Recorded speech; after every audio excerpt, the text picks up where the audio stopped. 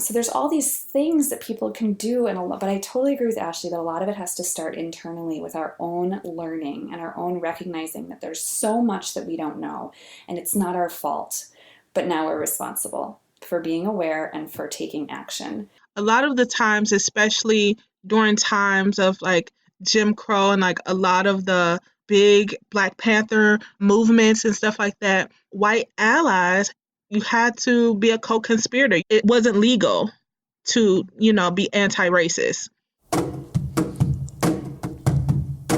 You're listening to The Creative Imposter, episode number 47.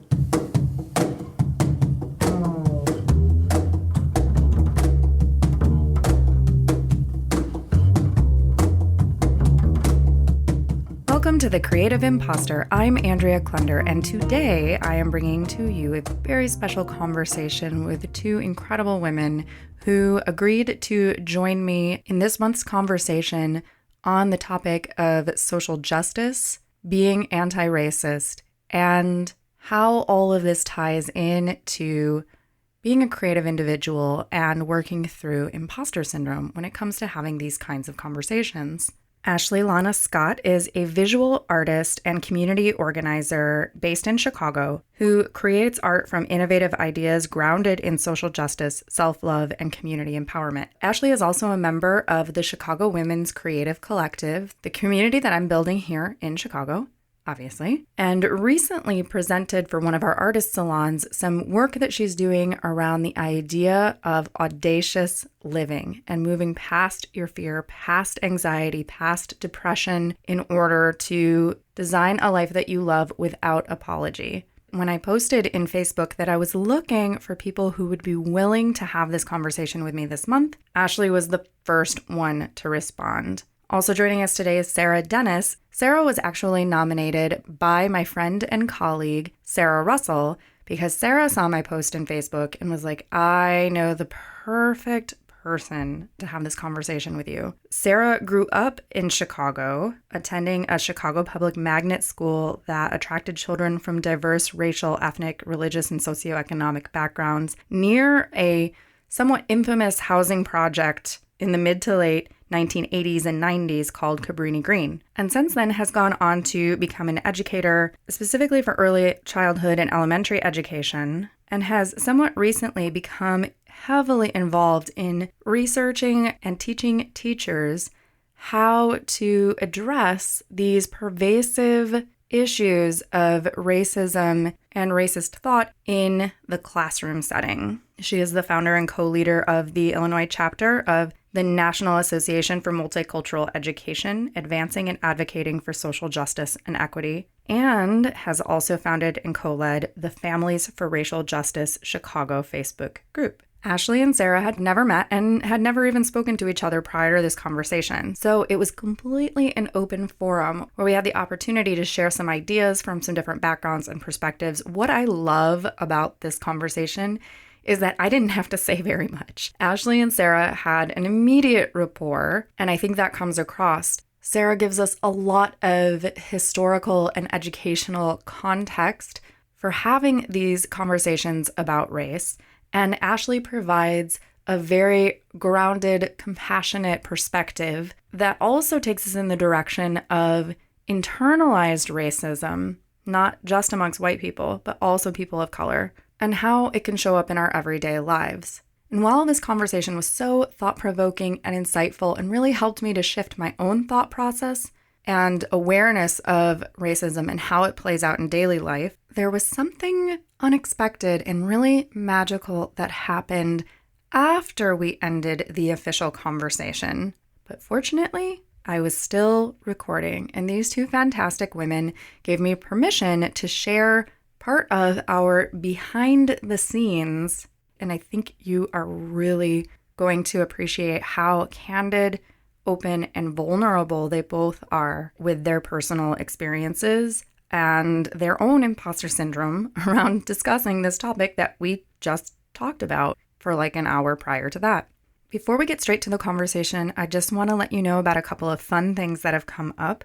I was recently featured on Jessie Frey's blog about creative living, in a video interview called What to Do When You Feel Like a Fake. We actually recorded this interview about a year ago, and so I couldn't even remember what we had talked about, but it's a really fun watch and gives you a little sneak peek into my brain around some thought processes as relates to imposter syndrome and creativity. I'll be linking to that, of course, in the show notes for this episode, number 47, at thecreativeimpaster.com/047. Also, have you ever heard of ASMR? ASMR refers to a specific nervous system response that can be stimulated through various techniques. And I've recently had the pleasure of coming to know someone who creates an ASMR-based podcast called Sleep Whispers. His name is Harris, and Harris asked me to provide some guided meditation scripts that he could whisper on his podcast. Yep, whisper. It's really interesting. It's called Sleep Whispers, and the first episode featuring one of my guided meditations is episode 89. It's part of the tuck in and fade out segment, so you've got to fast forward all the way to about the 1 hour mark where he'll introduce me. I mean, you can obviously listen to the whole episode straight through. I'm just afraid that his technique is so good, you'll fall asleep before you even hear it. Again, I'll be linking to Harris's podcast, Sleep Whispers, in the show notes as well. All right, are you ready for this special treat? Sarah Dennis and Ashley Lana Scott talking about how we can become co-conspirators for social justice and equity in our daily lives. I just want to take a moment to acknowledge both you, Sarah Dennis, and Ashley Lana Scott for being here on this call and taking a risk. So I want to thank you for stepping up and agreeing to be here and have this conversation with me and with each other. And I'd like to start by having each of you introduce yourself and just give us a little bit of background as to what it is that you do and why you stepped up to want to be a part of this conversation. And let's start with Ashley.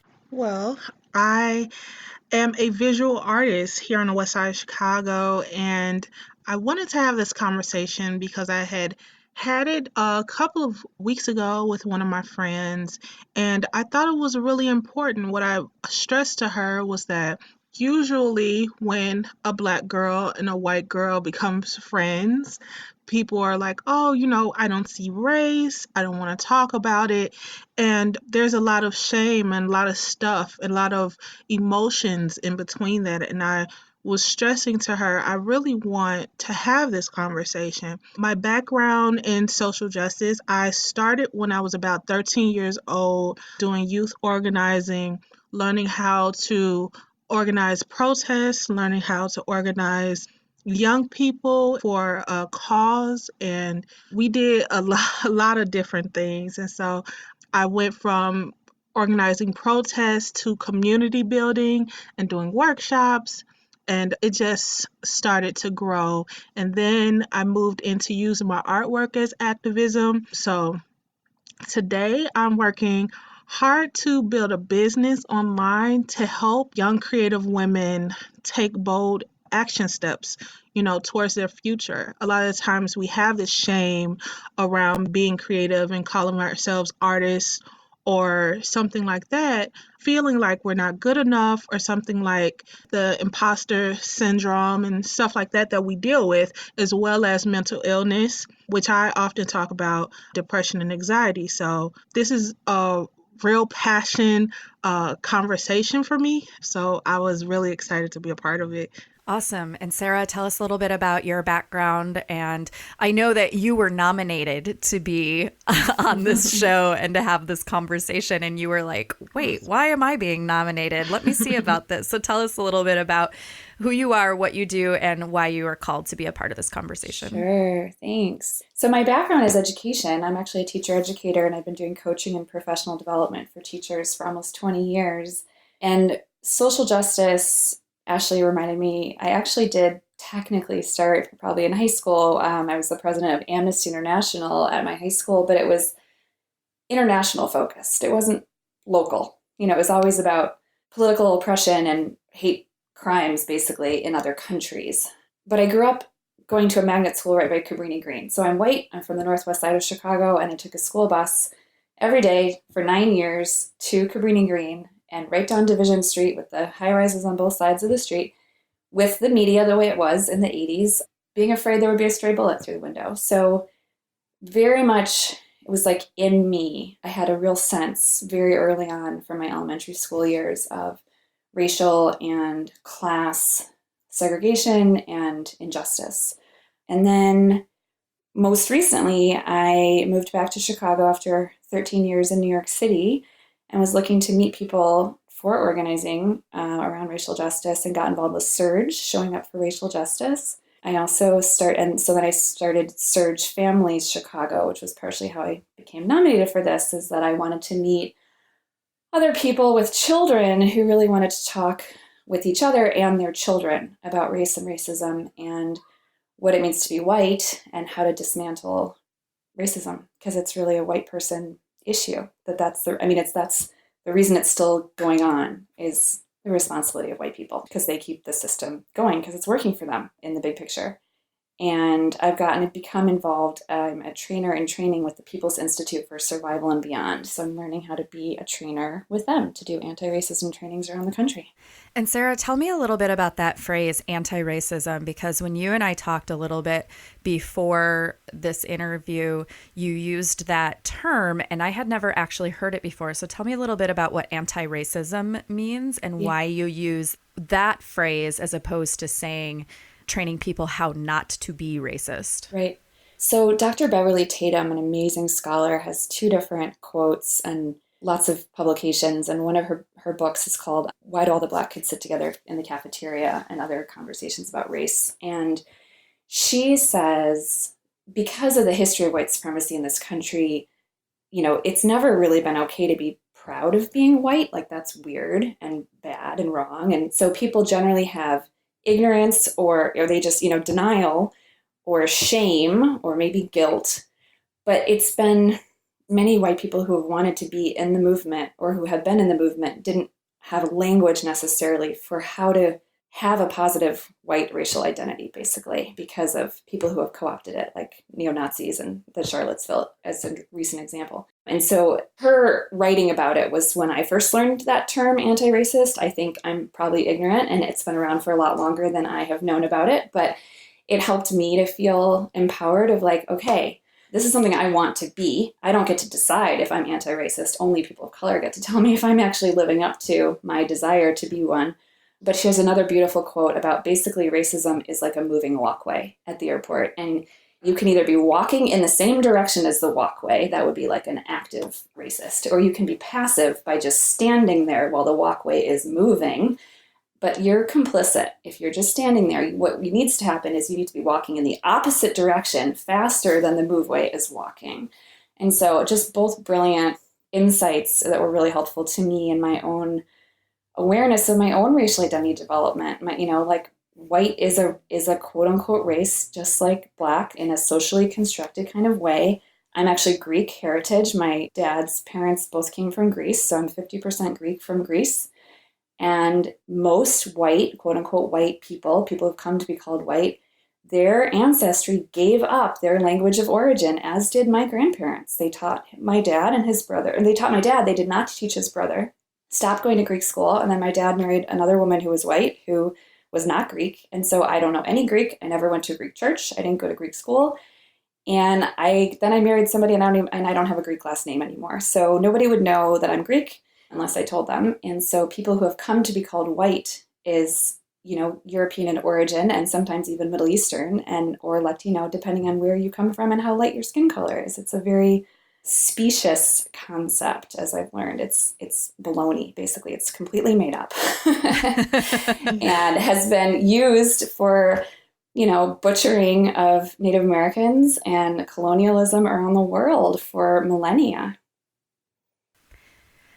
I feel like there's this really awkward thing, and Ashley, I'm going to ask you your thoughts about this next. But let's say you're filling out a form for something and you have to mark down your ethnicity or whatever, and it's like white or something else of color, and it's only like one category or the other. And I can't say, well, I'm German or I'm European. It's like this color designation of white, which doesn't feel like it means anything to me inherently. Like you were saying, Sarah, it's like a social construct of this category.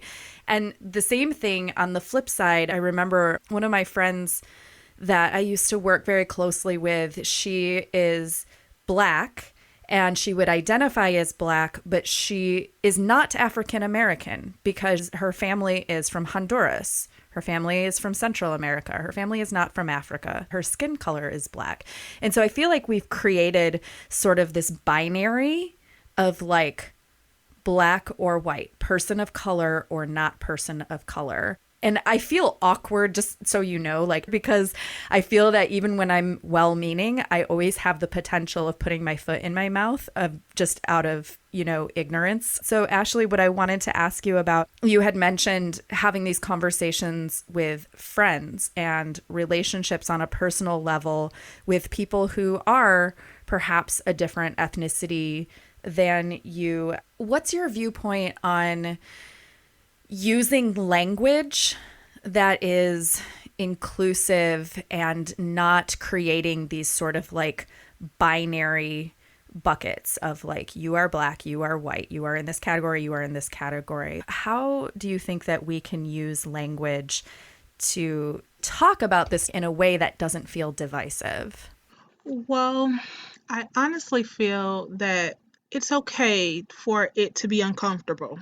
The important part is that you sit in the uncomfortableness of the conversation because it's important. That's number one. I have thought about like when you fill out forms and they have like a thing that specifically says Black, non-Hispanic, or Hispanic and not Black. And I was like, man, that cuts out a whole like a large chunk of the African diaspora, like the different kinds of Black people from different places.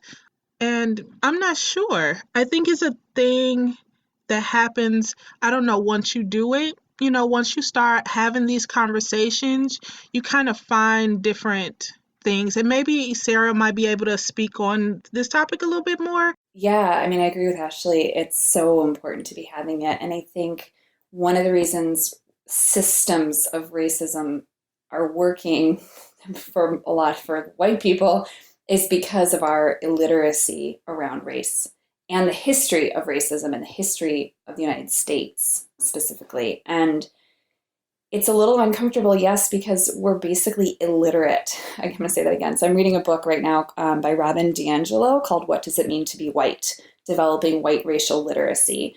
And she basically says white people are racially illiterate because partially from our parents and schools and the media, young children pick up very early on that it's not okay to talk about race.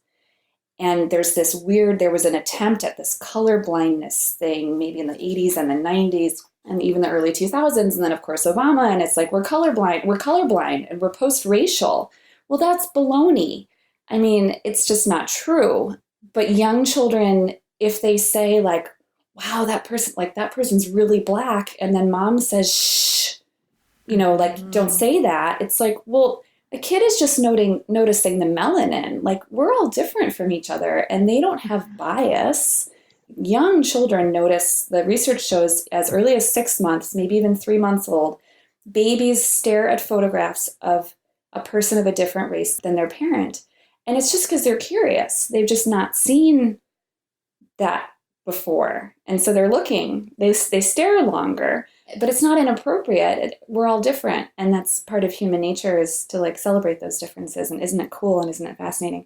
The other thing I would say is to not be perfectionist, because that's also a white hereditary kind of syndrome or something, this perfectionism thing. And I think there's a lot of white people who are really anxious about talking about race because we're basically illiterate, because we haven't had a ton of experience having those conversations and then being afraid of saying the wrong thing. And I think we've also lost our humanity in that giving up of our heritage is to be white.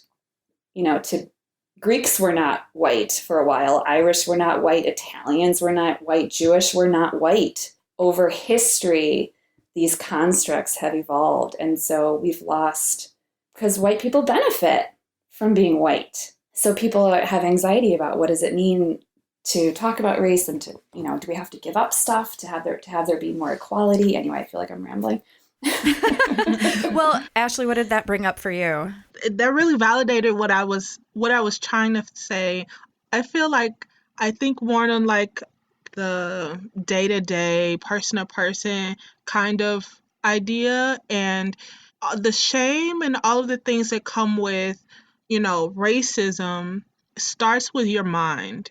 It starts, and as soon as you opt out of the conversation, like, oh, I don't want to talk about this, you allow that shame to silence you, and you don't allow yourself to develop the language. You don't allow yourself to be in a space with other people of color that might be able to teach you the language, that you might need to know, or other white people that are allies that might be able to teach you what to say, or if you are thinking the right way, or if you are doing things with good intentions but with a racist undertone or whatever it is. Yeah. Can I add on to that? Yeah. Yeah, for sure. I just Absolutely. attended a training, and it's Joseph Brandt, who has written a couple books about racism and has been he's white, has been doing anti-racist work for, I want to say, like 50 years. He's quite my senior. And he said something really interesting, is that most white people are not taught to take leadership and take instruction from people of color. And that really hurt me. That hit me personally, because I went to this elementary school by Cabrini Green. So my first Black teacher was second grade. And then fifth, sixth, seventh, I had these amazing Black women teachers. And there were a lot of Black students, but also a lot of particularly Black, not so much other demographics, white and Black, in my elementary school. And then I was in the Chicago Children's Choir, which had many Black conductors. And so I felt like I was totally raised to take leadership from Black people. But I think that that's not the norm. And it's really caused me to think, and Ashley, I totally agree about, white people, one of the to-dos that could be a takeaway from this conversation, if we get to a list, is to start to be aware of listening to people of color, reading blogs and reading interviews and intentionally reading books by people of color to educate ourselves and to learn what we don't know and what we haven't experienced, and not to deny that it's not true just because it didn't happen to us, but to be aware that we have a lot to learn and we have to start listening. That totally makes me think of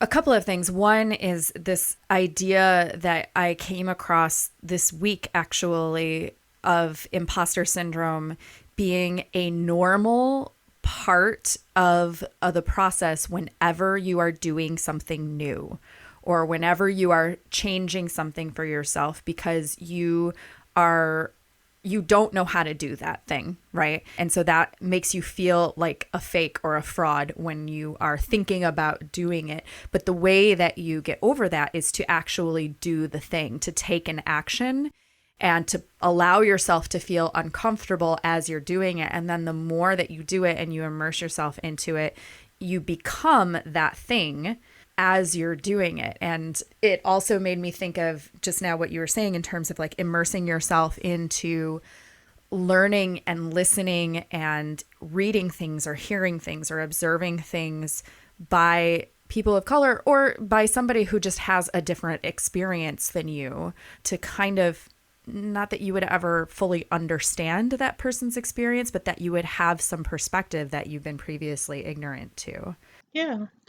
I was thinking that brought up what I've learned as far as history. So when we think of history and the history of Black people as Black Americans as slaves, the idea of racism was that Black people were on the low, like animals, basically, not even a part of humanity.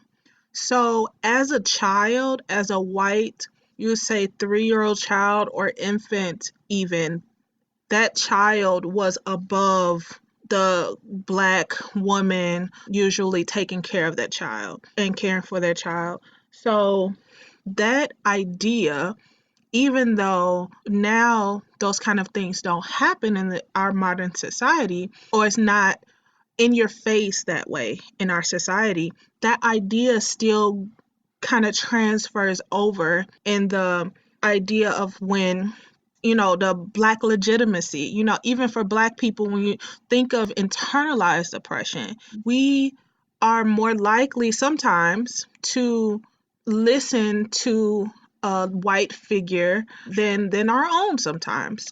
And that makes me really nervous to say because, often we try to like be politically correct but sometimes that's the real, and the thing about wanting to be an ally and want to be in these conversations, we really have to look at the thing in the back of your mind, the thing that you don't want to say, the thing that you don't want anyone to hear.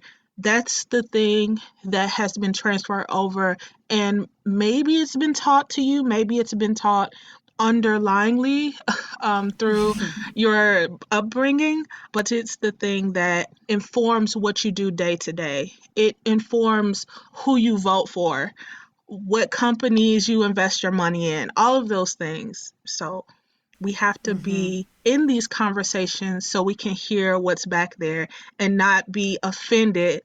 I mean, I think we become offended, and that's okay because it teaches us something. But yeah, not to scare ourselves away from being in that uncomfortable spot when that comes up.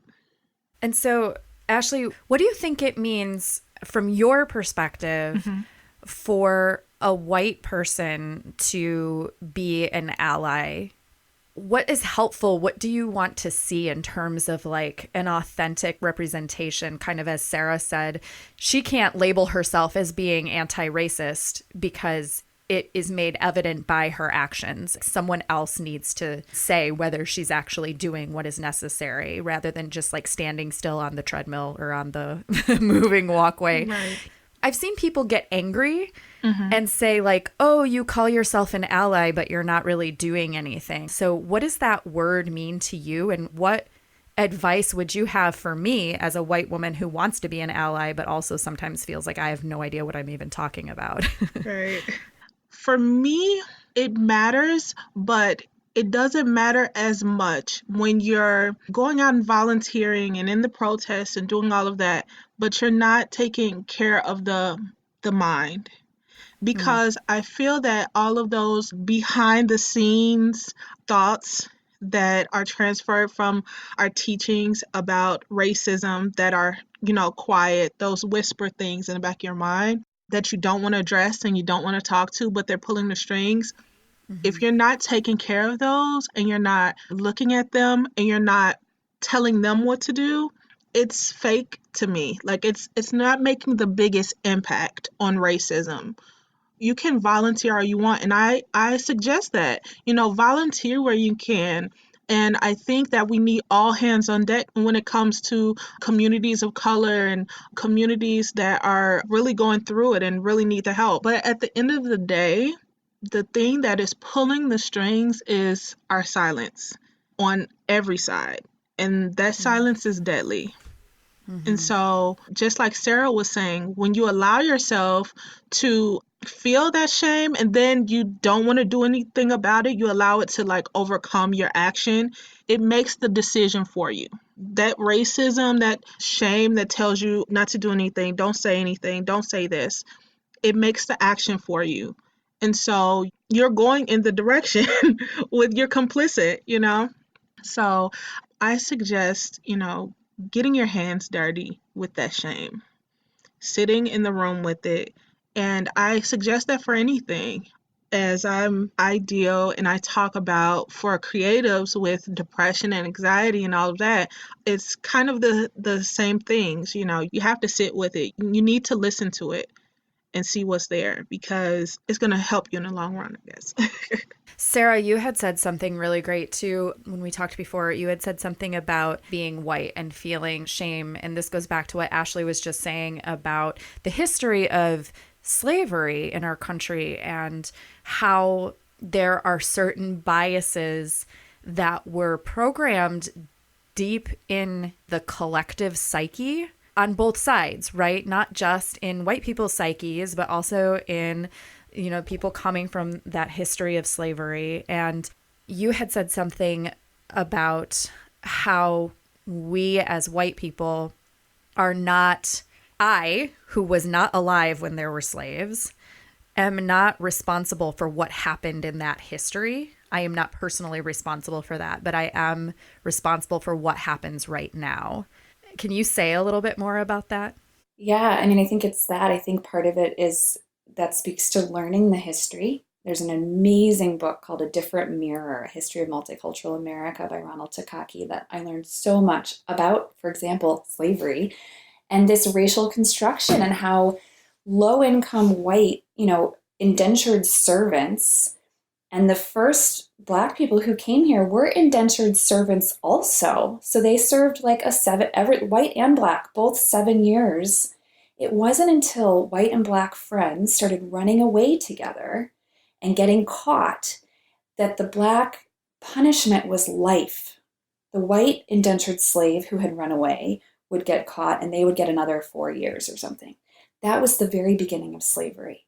And learning the actual history of the white planter class, the wealthy, making up this social construct of white to divide people so that they wouldn't work it, because there were way more people who were not wealthy. And so if the not wealthy all worked together, which they were already doing, they were already marrying, they were already having children together, and the wealthy whites, who of course controlled the government, had said, no, wait, we got to stop this right now.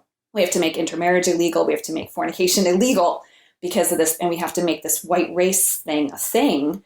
Otherwise, we're going to lose all of our power and all of our money. So learning the history, and I think, Ashley, I so appreciate your being vulnerable in this conversation and admitting that and sharing with people who are listening this internalized racial inferiority and this People's Institute for Survival and Beyond, they talk about the internalized racial superiority that goes with it for the white people, which is, again, it's so subtle in the media, in children's books that parents read to kids, that teachers read to kids, that most white teachers, and the United States teaching force is 83% white in elementary and secondary ed, not excluding higher ed, which is even higher. I think it's like 93% white or something. So we have all these well-meaning white teachers teaching sometimes well-meaning white children and lots of children who are not white. And racism and racial literacy is not generally taught. Or there might be one class, or it might be one book in one class in their higher ed, teacher preparation program. But back to the original question too about ally, and I actually like the word co-conspirator better. I think ally is really soft and kind of wimpy, just as my opinion. For me, it's not a call to action, being an ally, but being a co-conspirator makes me feel like I want to dismantle this system. And I'm going to do anything I can to figure out what that looks like, including where I'm spending my money. Like, I just posted in a group, there's lists, right, of Black-owned businesses in Chicago. Like, I want to shop at only businesses of people of color. Mm-hmm. And if that's, people can say whatever they want about that. But I want to know where the bank, I took my money, we closed our Bank of America account because of their toxic bank deals with Chicago Public Schools. Mm-hmm. And then with Standing Rock, Chase, and all the big ones were guilty. So we now moved our money to a credit union in Uptown. So there's all these things that people can do, but I totally agree with Ashley that a lot of it has to start internally with our own learning and our own recognizing that there's so much that we don't know, and it's not our fault, but now we're responsible for being aware and for taking action.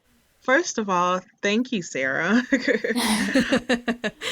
I was thinking about something else, but I'll say this. A lot of the times what happens as a co-conspirator, that's what I was thinking. Okay, there it is. First, I'll say that that's awesome to call it a co-conspirator because a lot of the times, especially during times of like Jim Crow and like a lot of the big Black Panther movements and stuff like that, white allies, you had to be a co-conspirator. You had to it wasn't legal to, Hmm. be anti-racist. And this is what's happening, even though a lot of the stuff is just like under the radar, stuff that you can, if you're not keeping a close eye on it, like it can go past you and you could be doing something you don't want to be doing.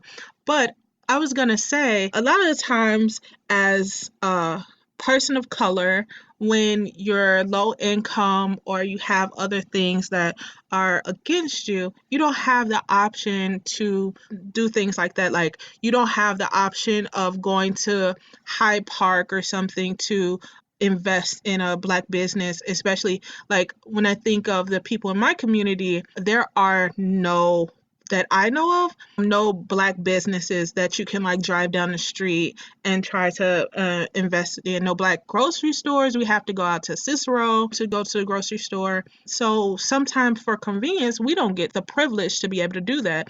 So Hmm. as an ally, what you can do is do what Sarah was saying. Like, you have the opportunity and the privilege to be able to vote with your money, and you can make a big impact. One thing I learned working at Whole Foods was that as soon as a company that had a product at Whole Foods did something that was against the core values, their shareholders would instantly say something, instantly send something to Whole Foods, and they would instantly act. Like, they would either take it off the shelves or they would instantly like send out a message to people about their ideas about it. And that's what you can do. Like, if you can make that kind of change with a company like that, you can definitely help to create change for people of color with your privilege.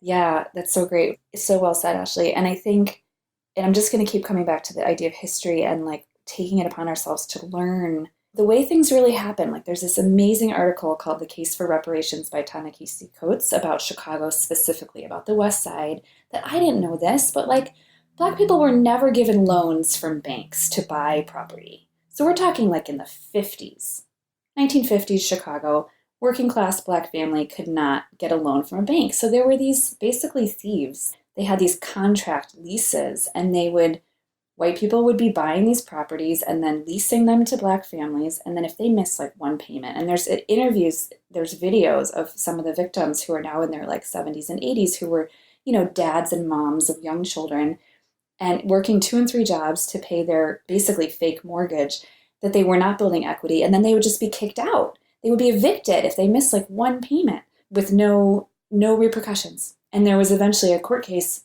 which they still lost, I think. But it's like, we need to know, and I just don't want to forget this. The Black Lives Matter movement has these amazing policy briefs on the website. So if people Google policy, it's policy.m4bl, the number 4.org. There's 33 of these short policy briefs that look at the specific demands really for change on many different levels: education, healthcare, reform in the criminal justice system. And they're short, and it sort of gives some facts about the problem, like some real data, and then policy at the federal and the state and the local level, and examples of people who are working on it. It's just, they're amazing. They're amazing. And people need to read them and know that they exist and talk about them and tell other people about them, because I think there's a lot of misunderstanding about what Black Lives Matter movement actually means and is and who's behind it. And they're an amazing resource. I'm definitely going to put links to that in the show notes for this episode so everyone can check that out.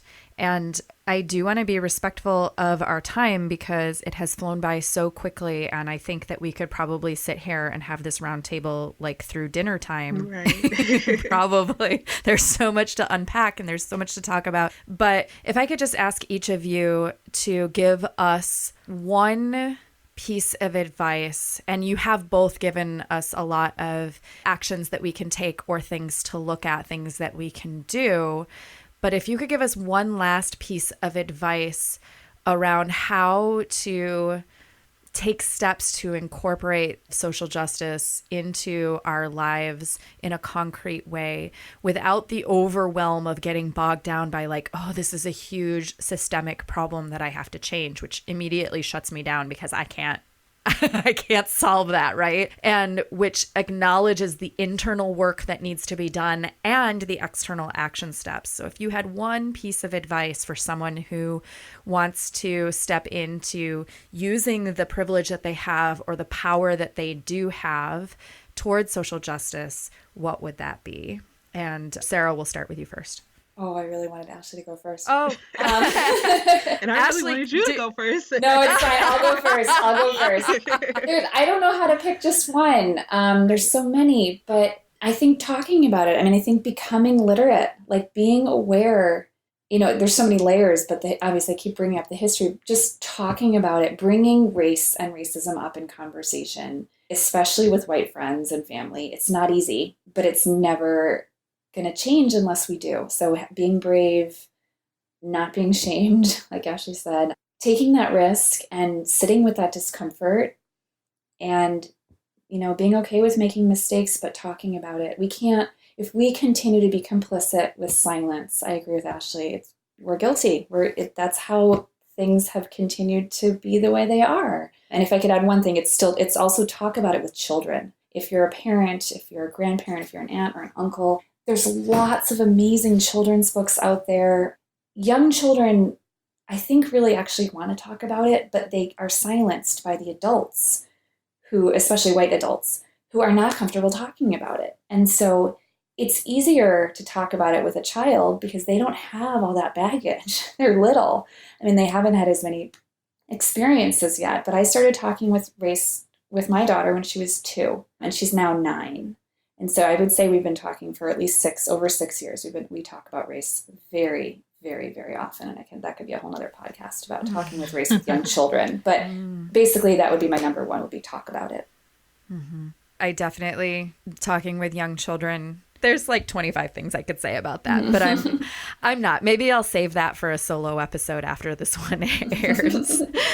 And Ashley, what do you think? What's your top piece of advice? I was on Facebook one day and I saw someone talking about saying that racism is a mental illness. And I so believe that racism is a mental illness and we should treat it as such. And when we start to look at it that way, we start to put a language to it, and so we can treat it like a mental illness, and we can start to, really look at the shame that comes because of it. And just like we look at depression and we look at what things we can do to counteract depression and things like that. When I think of internalized racism, it really manifests itself as mental illness. So if we can look at that, and we can also start to learn that the negative feelings, or the feelings that we categorize as negative, such as shame and guilt and self-doubt, when it comes to having these conversations, when we start to have the conversations, especially with, like Sarah was talking about, having it with family and friends, one of the things, when you hear people, telling racist jokes or, things like that, calling people out. And it doesn't have to be in an offensive way. It doesn't have to be in a way that makes them feel shameful, but it can be a learning experience for everyone involved. So if we can start taking internal steps to calling ourselves out more and more with our family and friends, with other people who are around, and then start to be a part of conversations with other, and I know this is more than one, but I think it all kind of goes together, starting from the inside out, starting from the inside and then starting to be a part of these conversations with other Black people or other people of color, and understanding, like, how can I use what I've learned from them to bring back home and bring back to other people that I know, so I can bring on allies or co-conspirators, as we've learned here with Sarah. I'm going to use that. It's going to take a while, but I'm going to use that. It's a switch, but I'll just on that note, it's like, am I willing to go to jail? I don't know yet. I don't know. I have a 9-year-old. Like, I'm afraid. I'm afraid of that level of commitment. So am I really? I don't know. I want to be, like, I'm doing everything I can think of to, except for that. Like, that's the only thing that's like, and there are people who did that in the civil rights movement, right? There were allies who went to jail many times. And for myself, I'm not ready for that step yet, but I'm working on it. Yeah, I agree with everything Ashley just said. Right. And also and I don't want to go into another topic, but I do want to say, like, with that, I saw this video where this professor had this group of students in a exercise that had them understand what racism was about. And so this one white girl got up and started crying and ran out of the room. And the professor was like, no, like, as a Black person, like, Black people do not get the opportunity to run out of the room and just say, oh, I'm taking a break from being Black right now. And so, as a part of the idea that you're saying, as a person of color, we don't always get that choice of, like, whether we get to go to jail or not. Mm. And that's not to make you feel ashamed or make you feel, guilty. It's to bring awareness to the power of being a co-conspirator and the power of the work, and what the work is really about. Thank you. Mm-hmm. Yeah, that's really incredible. And I usually like to end my interviews by asking if there's anything else that you want to share. And I'm afraid to do that right now. I think that's it for me. Sarah, is there anything else that you want to share before we conclude for now? Just having a growth mindset about race and racism. Like, it's a lifelong journey, and it's not quick, and the movement also isn't going to be short. And so not burning out, but committing some time and some financial resources possibly, although the library is also really great. But there are lots of courses, there are lots of discussion groups happening, there are lots of groups organizing to have these conversations, there's lots of trainings. I mean, it takes effort because the system doesn't want us to change things, really, because there's a lot of people really benefiting from the status quo. And so if we want to disrupt, if anybody recognizes there's inequity, there's so many things that people can do, but it takes a commitment to have that mindset of, like, I am going to invest some time and energy and be aware of what I don't know and be okay with the fact that I didn't learn this before, and I'm only whatever age I am now, and I'm only learning this for the first time, and not staying in that shame, but having a growth mindset about it. Sarah and Ashley, I want to thank you so much for having this conversation with me. It definitely has given me some new ideas, and I'm feeling more confident. So thank you also for the coaching session. Absolutely. So that was the official end of our episode. And then, as promised, I wanted to share with you a really inspiring personal conversation that happened after we concluded. And thank you, Sarah and Ashley, for being willing to share this. I think it's really important as an example of how we have these difficult conversations and how we start to shift not just the external narrative of what is happening in our society, but the internal narrative that's happening within our own minds. I think this episode is going to release 2 weeks from today, and I'll give you a heads up, of course. Yeah, awesome. Yeah, Awesome. My website should be done by then. Cool. Oh, good. You've been working on it, I can see. Girl, I've been working. And I think Ashley, the jail thing, I was so unclear, but I so appreciate, I was vulnerable and you called me in. I think what I meant actually was in terms of protests and rallies and sit-ins and, like action, not being arrested for something because I'm, white, but like voluntarily sitting in the middle of the street holding hands or whatever. Yeah, that too. I hope I wasn't too like aggressive with No, I so appreciated it. Yeah. I just thought like, I really wasn't clear either for the listeners of like what I meant. And so I don't know. I was like thinking whether I wanted to ask Andrea to cut that part out or not. I mean, I think it's a valuable like stake kind of, I know that's not the right word, but like, I think that it's that too, like when we yeah, are protesting and things like that, we totally. look at the protests that have happened recently, Mm-hmm. that were peaceful, and the Yep. police have come and been very brutal and taken Yeah. people to jail for absolutely no reason in peaceful protests. But I think it was important I wanted to say something like that, like talk about that Yeah. earlier, but Yeah. I thought it was a great point. I think you took it very well, and just to show that this is the way we need to have conversations. We need to Mm-hmm. Mm-hmm. explain, that, hey, I see your point of view, and I would love to, some people do not have that privilege. And I think it's Right. important for people to know, because Totally. sometimes they don't know that I have this privilege. Why don't, like, I didn't Yeah. know that you don't. And there are some people that may say that, or might think that. Mm-hmm. I hope I did that No, it's so great. right. And the only other thing I was going to say, but I was like, I'm not going to cut in again, Mhm. is the Surge, the Showing Up for Racial Justice. They have a really nice expression, which is calling in Mhm. as opposed to calling out. Yeah. So when we mentioned racist jokes, but since the recording's like really over, Mhm. or I will tell it's you still that recording because we're still on. Okay. I am still recording. I did not see hit it. stop. I always listen back to things just to make sure that like Yeah. everyone is held in their highest light and that their message gets across. And Sarah, I think your message came across perfectly, and I think Ashley's counterpoint was really well balanced. And Yeah. I have a feeling when I listen back to it, I'll choose to leave it in, because I think that it is really important on both points, because Sure. it came up for me too when I went to the Women's March in DC. Yep.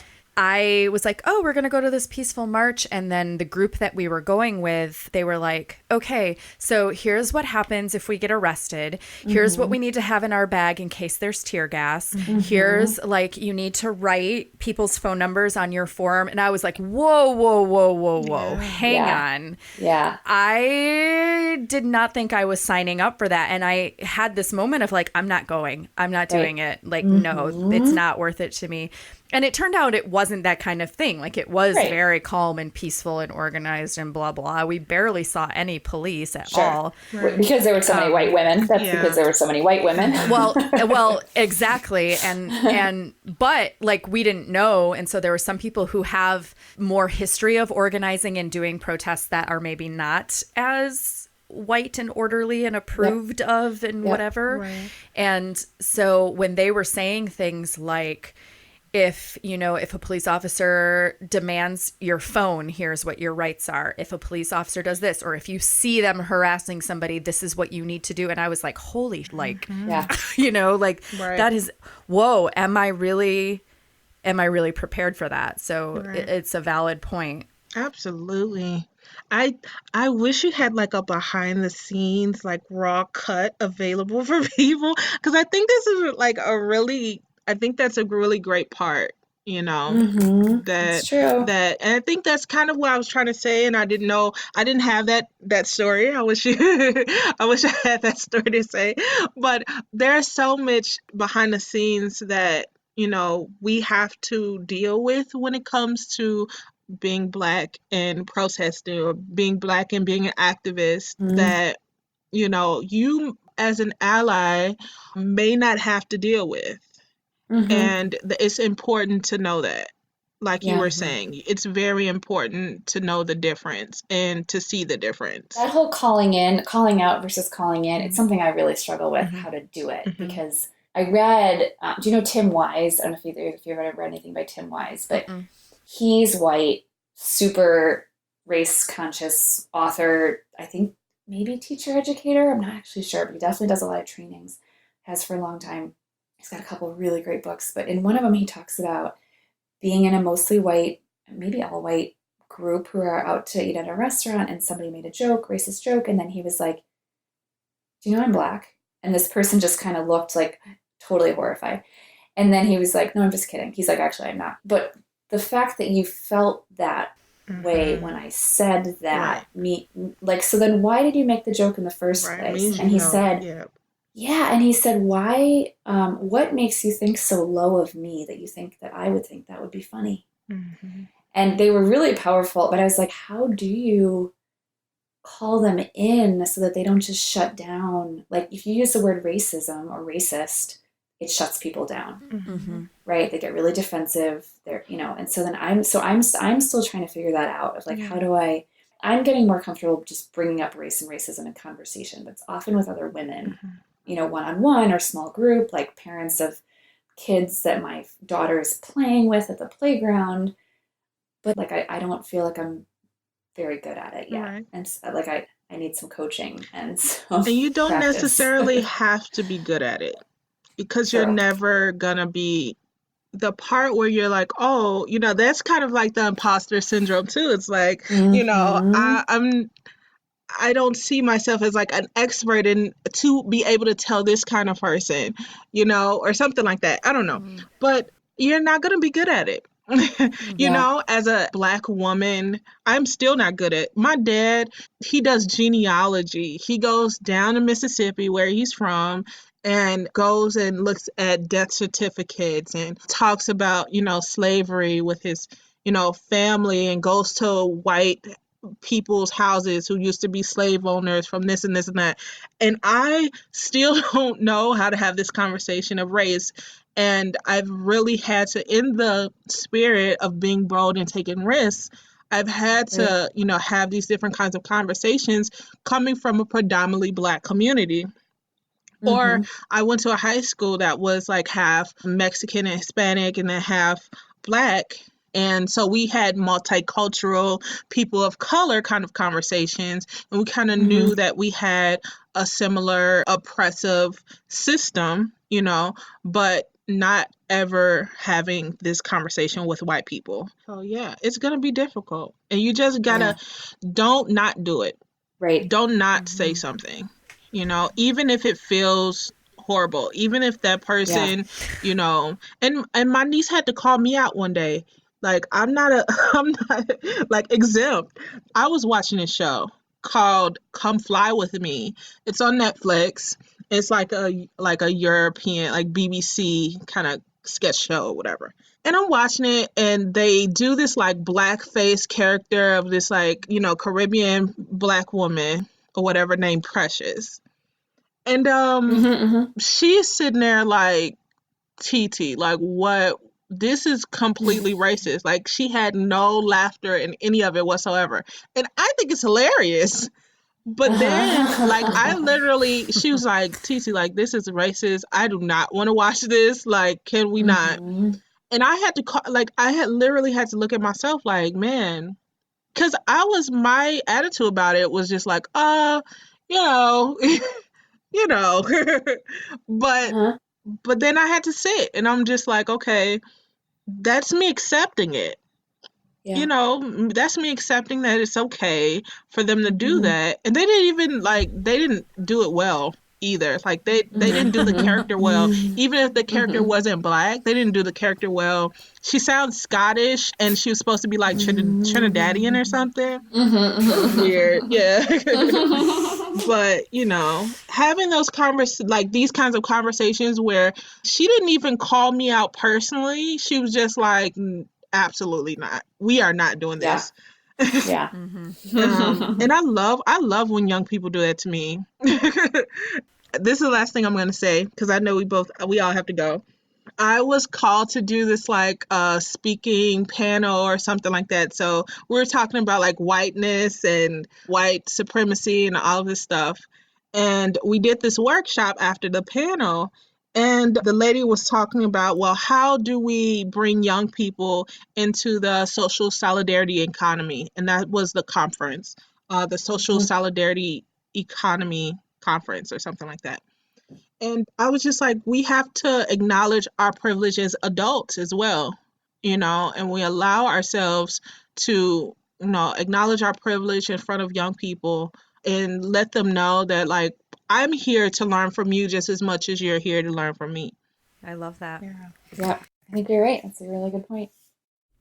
That was Ashley Lana Scott and Sarah Dennis talking with me about how to become co-conspirators which I just love that term so much. There are so many resources that Sarah mentioned in this episode, and you can find a list to get you started at thecreativeimposter.com/047 and in the show notes in whatever app you're listening to for this episode. Of course, you can also find links to connect with both Ashley and Sarah, as well as links to the other interviews where I've been featured, and Julie Neal's podcast, Mother's Quest. Julie is the inspiration behind this series of interviews and conversations about social justice, solidarity, being an ally, and learning how to become anti-racist. I think it's so important to be having these conversations, and I'm really grateful to you for being here and listening. Just yesterday, as I was working on this episode, my partner sent me the link to something that came up in social media. Apparently, it was a post on Instagram from a college student at a football pep rally.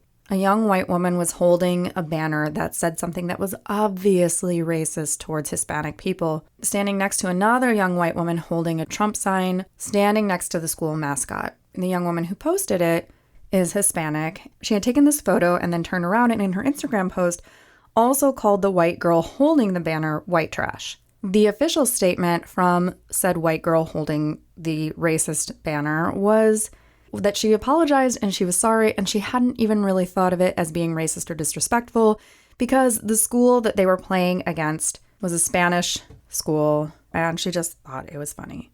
I'm not going to repeat to you exactly what the banner said. I'm sure you can find it on social media if you look around for it. And part of what troubles me about this story is, one, she probably didn't even realize that she was crossing a line or that she was doing something racist. I mean, I grew up in an urban setting where we had more Black students than white students at our public high school. We also had a few Hispanic students and a few Asian students. And I never would have thought of myself as racist. I had friends who were all different ethnicities, but I can definitely remember growing up with certain common sayings or phrases that now in retrospect, I'm like, oh my God, I can't believe I ever said that. It's totally racist or has a racist origin, but I would have never known that because they were just part of the common vernacular. So now we can start to see how pervasive some of these issues are where you don't even realize that you're thinking in a racist way or that you're saying something that's inappropriate and hurtful.